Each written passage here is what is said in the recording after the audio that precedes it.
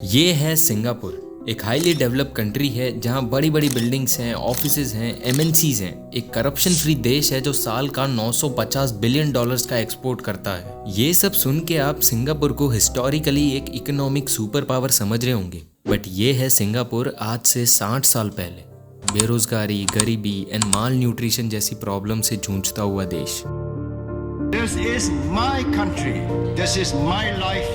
This is my people.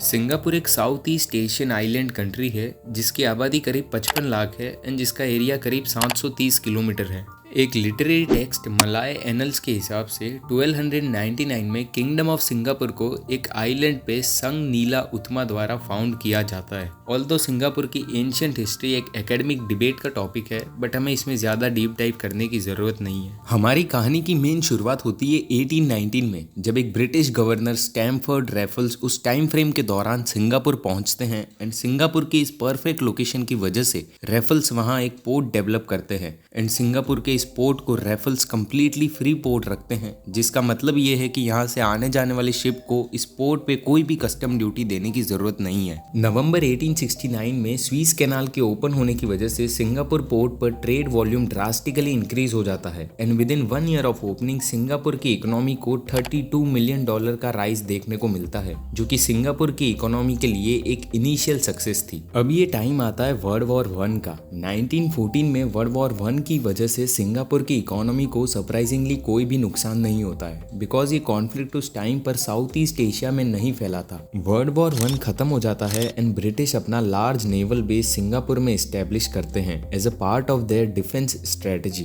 Because British Japan से war के लिए कम्प्लीटली रेडी रहना चाहता था। बट यहाँ नेवल बेस के एस्टेब्लिशमेंट से सबसे ज्यादा बेनिफिट सिंगापुर को होता है, क्योंकि इससे एम्प्लॉयमेंट जनरेट हो रहा था। अभी तक सिंगापुर की इकोनॉमी के लिए सब कुछ ठीक चल रहा था, बट यहाँ से सिंगापुर की इस ग्रोथ स्टोरी में एक बहुत बड़ा फुल स्टॉप लग जाता है। 1939 ये वर्ल्ड वॉर 2 का टाइम था एंड उस समय जापान ब्रिटिश को डिफीट कर देता है एंड सिंगापुर में जापानीज का इन्वेजन हो जाता है एंड इस सिचुएशन के बाद सिंगापुर पूरी तरीके से बर्बाद हो जाता है। लूटपाट, दंगे पूरे सिंगापुर में फैल जाते हैं। भूखमरी की वजह से सिंगापुर में माल न्यूट्रिशन जैसी बीमारी फैल जाती है। क्राइम रेट बहुत ज्यादा बढ़ जाते हैं एंड मोस्ट इंपॉर्टेंटली सिंगापुर की ग्रोइंग इकोनॉमी पूरी तरीके से तहस नहस हो जाती है। बट फिर भी टीन एंड रबर की इंटरनेशनल डिमांड बढ़ने की वजह से लेट 1947 तक सिंगापुर की इकोनॉमी फिर से रिकवर होने लगती है एंड उसी साल सिंगापुर में separate legislative and executive council का फॉर्मेशन होता है एंड लेजिस्लेटिव काउंसिल के 6 मेंबर पर इलेक्शन होते हैं। अब हम फास्ट फॉरवर्ड करते हैं 1959 के इलेक्शन में। पीपल एक्शन पार्टी PAP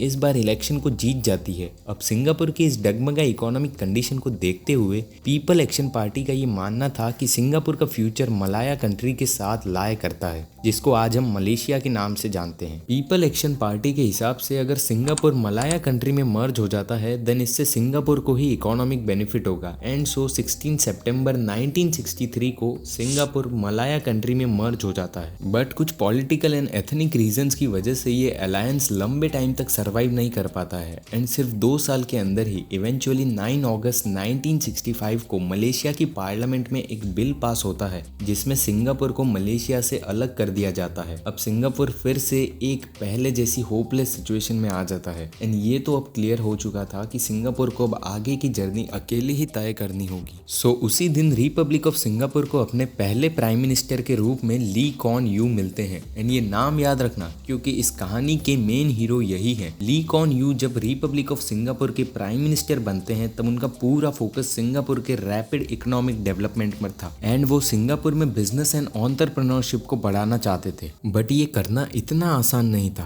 अब जैसे मैंने आपको पहले बताया कि ब्रिटिश ने वर्ल्ड वॉर 1 के टाइम में सिंगापुर में नेवल बेस का एस्टेब्लिशमेंट किया था, बट साल 1970 तक ब्रिटिश ये नेवल बेस वहां से हटा लेते हैं, जिसकी वजह से सिंगापुर की इकोनॉमी को बहुत ज्यादा नुकसान होता है एंड इस डिसीजन की वजह से डायरेक्टली और इनडायरेक्टली सिंगापुर की इस बढ़ती बेरोजगारी में 38,000 जॉब्स का नुकसान होता है, जो कि उस टाइम टोटल वर्कफोर्स का 20% था। बट फिर भी शॉकिंग बात यह है कि साल 1965 से लेकर 1970 तक सिंगापुर 12% की इकोनॉमिक ग्रोथ रेट देखता है एंड इसका पूरा क्रेडिट जाता है ली कॉन यू को एंड उनकी गवर्नमेंट की इफेक्टिव पॉलिसीज को, जिसमें सिंगापुर की स्ट्रेंथ एंड वीकनेसेस को ध्यान में रखा गया एंड सिंगापुर की गवर्नमेंट ने उस टाइम पर बहुत इंपॉर्टेंट इकोनॉमिक रिफॉर्म्स किए जिसकी वजह से आज का मॉडर्न डे सिंगापुर इतना वेल स्टैब्लिश है।